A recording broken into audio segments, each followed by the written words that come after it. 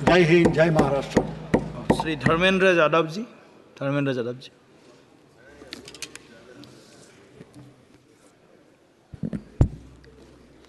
धन्यवाद सभापति महोदय। 18वीं लोकसभा के निर्वाचन के बाद और इस नए संसद भवन के बनने के बाद आज मैं पहली बार बोलने के लिए खड़ा हुआ हूँ। आपने मुझे मौका दिया, उसके लिए बहुत बहुत धन्यवाद देता हूँ। सभापति जी, सबसे पहले श्रद्धेय नेताजी को मैं नमन करना चाहता हूँ, जिन्होंने अपने संघर्ष, अपनी हिम्मत, साहस और अपने पूरे जीवन की तपस्या समाज के उत्थान के लिए, देश और उत्तर प्रदेश की तरक्की के लिए और समाज के हर व्यक्ति की तरक्की और खुशहाली के लिए उन्होंने जो अपना पूरा जीवन समर्पित किया है, सबसे पहले मैं आपके माध्यम से उनको नमन करना चाहता हूँ।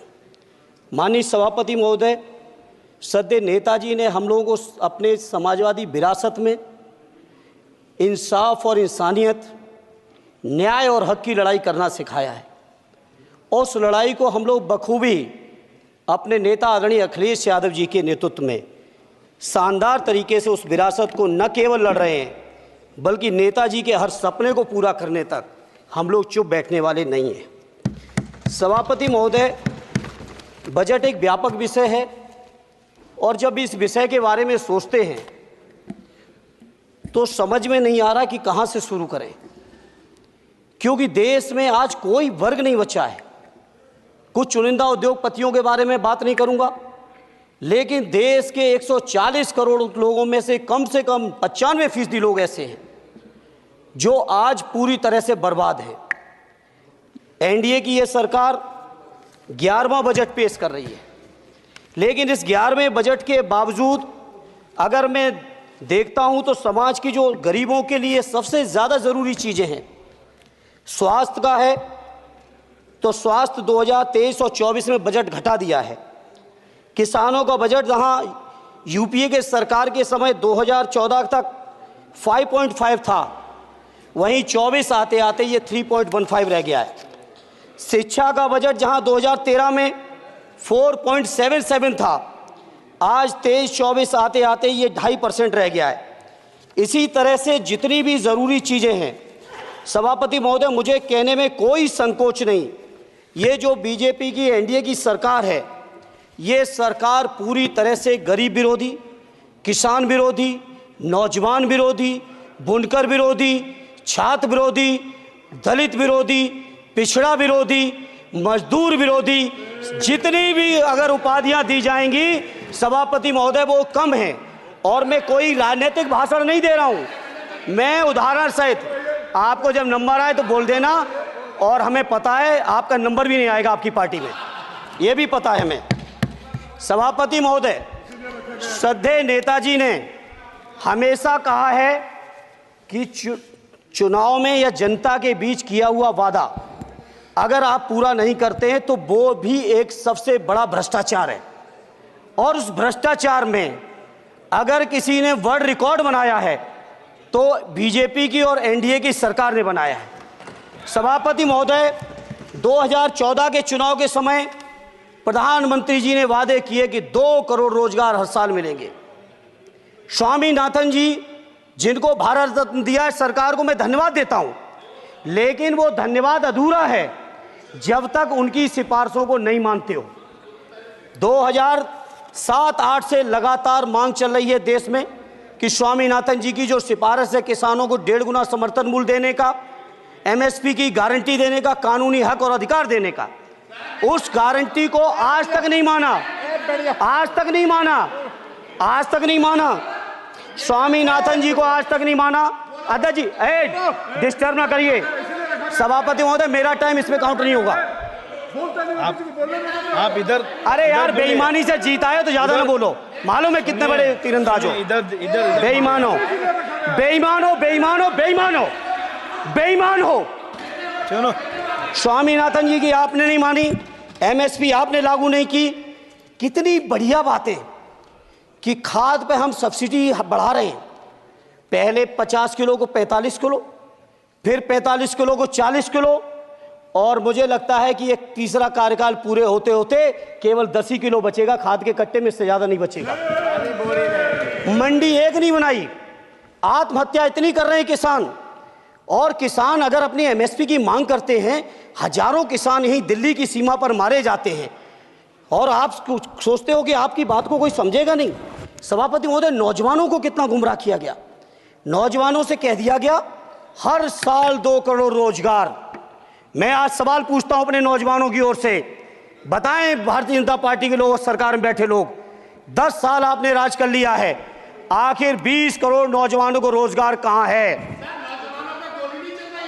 अरे छोड़िए यार, अबे कोई नोटिस नहीं लेता तुम्हें, छोड़ो, कोई नोटिस नहीं लेगा तुम्हें। 20 करोड़ नौजवान के रोजगार का हिसाब कहां है?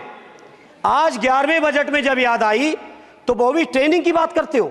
मैं कहना चाहता हूं IIM, IIT के नौजवानों को रोजगार नहीं दे पा रहे हो। आप सोच रहे हो इंटर्नशिप के इस छोटे से शगुफे से नौजवान खुश होंगे? देश के नौजवान खुश होने वाले नहीं है। सभापति महोदय, शिक्षा के मसले पर लगातार बजट घटाया जा रहा है, लगातार सरकारी शिक्षा कम की जा रही है, और ये बीजेपी की सरकार की लगातार प्रयास है कि नौजवान शिक्षित होंगे तो सवाल पूछेंगे। देश की JNU से लेके BHU से लेके MU से लेके जितने बड़े संस्थान हैं, सारे संस्थानों को बर्बाद कर दिया है।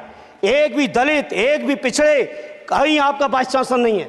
लगातार जितने भी आपके professor, associate professor, assistant professor की नियुक्तियों में RSS का जब तक कोई फंडामेंटल कोर्स नहीं करेगा, बेसिक कोर्स, तब तक उसकी नियुक्ति नहीं होगी।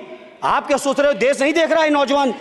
UGC का बजट लगातार कम किया जा रहा है। मेरा खुला आरोप है इस सरकार पर कि ये सरकार शिक्षा को प्राइवेट करके, शिक्षा को मुट्ठी भर उद्योगपतियों के हाथों में देके, शिक्षा को चुनिंदा लोगों के हाथ में देके, देश के 140 करोड़, जिसमें मैं समझता हूं 90% लोग गरीब हैं, उन गरीबों के हाथों से शिक्षा को छीनने का ये जो आपकी सरकार षड्यंत्र कर रही है, इसके लिए हम लोग इस मौके पे विरोध करते हैं। लगातार फीस बढ़ा रहे हैं, शिक्षकों की कमी है, रोजगार आप दे नहीं पा रहे हो, सामाजिक असमानता। सभापति महोदय, 2014 में जिस समय सरकार बनी थी NDA की, उस समय देश की जितने भी जो आर्थिक चीजें थी, जो वेल्थ थी, उसमें पिछड़ों की हैसियत 17% थी, 17%, और आज 10 साल की NDA की सरकार के बाद पिछड़ों की आर्थिक हैसियत हो गई है केवल 9%। मैं कहना चाहता हूं चुनौती के साथ, वित्त मंत्री अपने जवाब में बता दें, अनुसूचित जनजाति का एक भी व्यक्ति देश में अरबपति हो तो बता दो, एक भी अरबपति हो तो बता दो, एक भी दलित को अरबपति आपने बना दिया हो तो बता दो, एक भी पिछड़े को बना दिया हो तो बता दो। आप जवाब में दे देना, आप डेटा दे देना, आप डेटा दे देना, हमारी दबाव नहीं रुकेगी। सभापति महोदय, जब बीजेपी की सरकार, जब बीजेपी के लोग विपक्ष में रहे तो OPS की बातें किए। 10 साल से आप सत्ता चला रहे हो, 11वां बजट पेश कर रहे हो, पूरा देश आज OPS के लिए, सरकारी कर्मचारी परेशान है, कहीं OPS की चर्चा नहीं है, पुरानी पेंशन की कोई चर्चा नहीं है। सभापति महोदय, पुरानी पेंशन तो पुरानी पेंशन, हम मांग करते हैं, बहुत बड़े राष्ट्रभक्त आप बनते हो, मैं मांग करता हूं देश के पैरामिलिट्री फोर्सेस को आप पुरानी पेंशन दीजिए। मैं मांग करता हूं, आप राष्ट्रभक्त हैं ना, सीमा पे जो सुरक्षा कर रहे हैं, जो शहादत झेल रहे हैं, मेरी मांग है कि आप उनकी OPS दीजिए। वो आप OPS नहीं दे पाओगे। इसी तरह से सभापति महोदय, देश के अंदर बहुत से ऐसे संविदा कर्मचारी, एक से एक बढ़िया फार्मूला, अब कानूनन मंडल आयोग लागू हो गया तो कैसे पिछड़े और दलितों को रोकें? तो संविदा कर्मी की प्राइवेट कंपनी, प्राइवेट आपने आउटसोर्सिंग कर दी। आउटसोर्सिंग के कारण से देश के सारे दलित, सारे पिछड़े, सारे आदिवासी आपकी सेवाओं से बाहर हो गए, उनके पास कोई कानूनी हक नहीं। तो ये जो आरक्षण को खत्म करने के तरह तरह के जो आप लोग षड्यंत्र अपना रहे हो, इस षड्यंत्रों को देश का जनमानस पूरी तरह से जान भी चुका है, पहचान भी चुका है, और इसीलिए उत्तर प्रदेश से तो आपको कर ही दिया है बाहर, देश से भी बाहर जल्दी करेंगे, और हमारे साथी मिलकर दूसरे प्रांतों से भी बाहर करेंगे। इसी तरह सभापति महोदय, हम मांग करते हैं, आप सोचिए, उत्तर प्रदेश अकेले के अंदर, देश के हालात मुझे नहीं पता और बदतर होंगे, अकेले उत्तर प्रदेश में 1000 से ज़्यादा शिक्षा मित्र आत्महत्या कर चुके सभापति महोदय। कोई सरकार के कान पे जू नहीं रेंग रही है। किसान आत्महत्या कर रहे हैं, इन्हें कोई मतलब नहीं। अनुदेशकों को तनख्वाह नहीं मिल रही है समय से, कोई मतलब नहीं। आंगनबाड़ी महिलाएं परेशान हैं, इनको कोई मतलब नहीं सभापति महोदय। आपकी आशा बहुएं, आपकी ये रसोईया महिलाएं, आपकी आंगनबाड़ी, पंचायत सहायक, रोजगार सेवक, मैं समझता हूं सभापति महोदय यहां बैठे हर सदस्य के पास इनके क्षेत्रों का ये डेलीगेशन जरूर मिलता होगा और मांग करता होगा कि कम से कम हमारा मानदेय बढ़ाया जाए, हमें स्थायी किया जाए।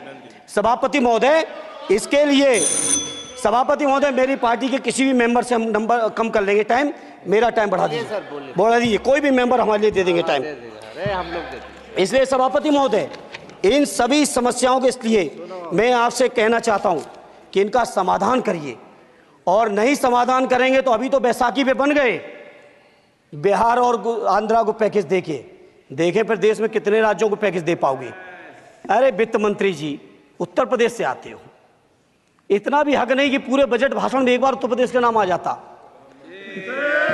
इतना अयोध्या से नफरत हो गई, अयोध्या से अवधेश जी क्या जीत गए, आप लोगों को इतनी नफरत हो गई कि एक भी उत्तर प्रदेश का एक बार भी नाम नहीं आया सभापति महोदय। इसे मैं आज इस मौके पर सभापति महोदय देश के गरीबों, किसानों, नौजवानों, व्यापारियों, बुनकरों सभी की ओर से कहना चाहता हूं, ये बजट देश विरोधी बजट है। कुछ समस्याओं के लिए सभापति महोदय संवेदनशीलता के साथ मैं कहूंगा सरकार को विचार करना चाहिए। श्रद्धेय नेताजी जब रक्षा मंत्री थे, उन्होंने व्यवस्था दी थी कि देश के अंदर जो भी सैनिक शहीद हुए हैं उनको ससम्मान उनके घरों पे जाके राष्ट्रीय सम्मान के साथ उनकी अंत्येष्टि हो। मैं उन्हीं की परंपरा को आगे बढ़ाते हुए एक और मांग करता हूं सभापति महोदय कि जो हमारे शहीद जिनकी अंत्येष्टि स्थल जहां कहीं भी बना हो, जिस भी परंपरा से बना हो, अरे आपको कुछ नहीं पता है, अरे यही तुम्हारे सैनिकों के लिए यही तुम्हारा भाव है। सभापति महोदय, आप बोले सर। सभापति महोदय, मेरा अनुरोध है अग्निवीर की योजना खत्म की जाए। ये 4 साल के सैनिक से देश की उतनी मजबूत रक्षा नहीं हो सकती। नौजवानों को गुमराह करके केवल 4 साल, उन्हें दो ना 60 साल तक रिटायरमेंट, 4 साल बाद वो कहाँ नौकरियां ढूंढेंगे। इसे मेरी मांग है अग्निवीर की योजना खत्म की जाए। साथ ही साथ मेरी एक मांग और है कि जो शहीदों की शहादत स्थल है उसको शहीद स्थल के तौर पर डेवलप करने के लिए केंद्र सरकार को अतिरिक्त बजट देना चाहिए। मैं नहीं समझता हूं इसमें किसी को कोई दिक्कत होनी चाहिए। इसी तरह सभापति महोदय, बातें बहुत लंबी लंबी की जाती हैं, थोड़ा सा मैं अपने क्षेत्र के बारे में कहूँगा। आदरणीय हमारे नेता माननीय राममूर्ति वर्मा जी ने भी कहा है, माननीय लालजी वर्मा जी ने भी, जो बाढ़ की समस्या है, जो समस्या बिहार में है नेपाल से पानी छोड़ने की, वही समस्या उत्तर प्रदेश की भी है। और विशेषकर पूर्वी उत्तर प्रदेश में अगर आप चलिए तो खीरी से शुरू करेंगे, पीलीभीत खीरी से लेके पूरा आप चले जाइए और एकदम कुशीनगर बॉर्डर तक, बिहार बॉर्डर तक पूरी की पूरी समस्या है। घाघरा जब आती है तो मैं समझता हूँ इन जिलों के लाखों लोगों को तहस नहस करके चली जाती है। जितना विकास होता है सभापति महोदय, बरसात के समय वो सारा का सारा विकास पूरी तरह से खत्म हो जाता है। इसलिए मेरी मांग है केंद्र की सरकार से कि बजट आप पास कर रहे हो तो कम से कम उत्तर प्रदेश से इतनी नफरत ना करो। 2 बार तो उत्तर प्रदेश की दम पे ही बैठे थे और तब भी ये वित्त मंत्री जी हंस रहे हैं, इनके यहाँ भी आता है, बाढ़ तो जाती होगी महाराज, बसता तो नहीं होगा, कुशीनगर बसता नहीं होगा, आपका मऊ बसता नहीं है, आजमगढ़ बसता नहीं, अम्बेडकर नगर बसता नहीं, बहराइच बसता नहीं, खीरी बसता नहीं, श्रावस्ती बसता नहीं, पीलीभीत बसता नहीं, बलिया बसता नहीं है, कुशीनगर बसता नहीं है, गोरखपुर बसता नहीं है। इतने जिले तो हमारे उत्तर प्रदेश के प्रभावित हैं। तो बिहार की तरह से एक विशेष पैकेज हमारे उत्तर प्रदेश के लिए भी दे दो। कम से कम इतना तो कहने की हिम्मत रखो, केवल चीखने के लिए बैठे हैं सब के सब। सभापति महोदय, दूसरा एक मैं बात, हमसे पूर्व जो सांसद रहे हमारे आजमगढ़ के, बड़ी लंबी लंबी बातें की, गोरखपुर से आजमगढ़ होते हुए बनारस तक का हमने रेलवे लाइन स्वीकृत करा दिया। सभापति महोदय, मैंने जब पता किया अधिकारियों से तो सच्चाई ये है कि अभी उस पर एक भी पैसे का बजट का आवंटन नहीं है, नहीं है बजट का आवंटन। हाँ, आज आप ही ने तो पेश किया बजट, आप ही तो साइन किए हो, निर्मला जी ने तो किया नहीं होगा, आप ही ने किया होगा। तो सभापति महोदय उस पर बजट भी आए, उस पर बजट भी आना चाहिए। दूसरा सभापति महोदय, ये जो समस्या है बाढ़ वाली, मैं समझता हूँ कोई अकेले मेरी नहीं है, मेरे अकेले क्षेत्र की नहीं है। जो भी संवेदनशील व्यक्ति होगा इस पर जरूर गंभीरता से सोचेगा, उसको सोचे। इसी के साथ मैं अपनी पार्टी की ओर से इस जन विरोधी बजट का पुरजोर विरोध करता हूं। बहुत बहुत धन्यवाद। श्री सुखदेव भगत जी।